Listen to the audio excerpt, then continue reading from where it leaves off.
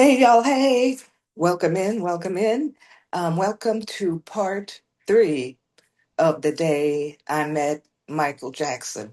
And again, I'll be reading from an article I wrote after I covered the Michael Jackson trial 20 years ago in 2005. But first, I want to tell y'all a secret.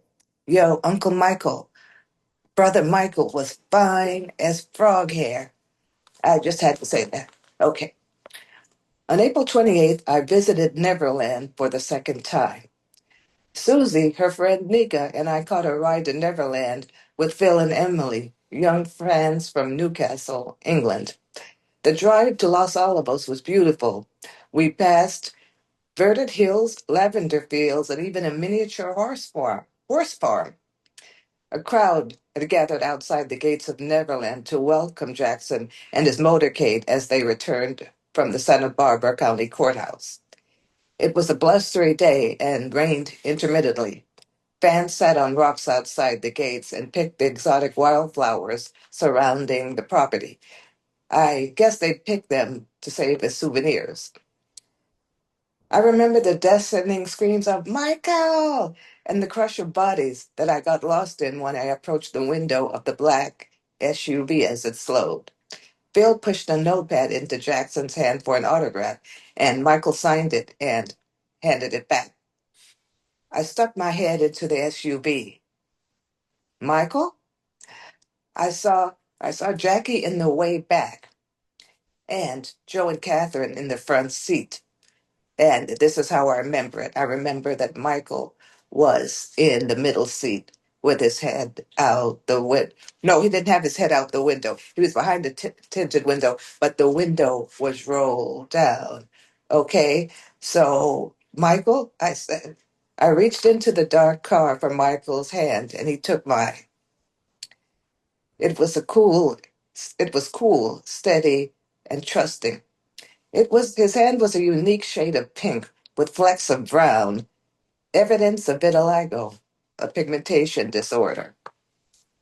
It was, let's see, I remember the hero of my youth, and when I looked at the man in the car, I could see a physical and emotional toll that the trial had taken on him. Now, my friend had given me and blessed a strand of Nigerian beads. These are called elekes. The green and white symbolize Ogun, the god of war. And my friend, who's the Yoruba priestess, told me that Ogun also governs the courts. So I gave my strand of beads to Michael for good luck. And I also handed him a letter that I had written personally to him. So, yeah, so I took the strand of green and black beads off and I folded it and put it in Jackson's hand. He accepted it and nodded. The experience was over faster than I could even have time to reflect. Then I watched Jackson's SUV disappear through the gates of Neverland.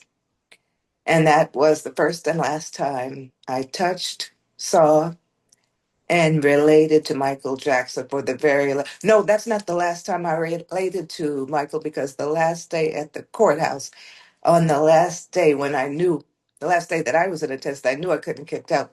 When Michael came out into the lobby with his security guard, I screamed through the barricades, Michael, I love you.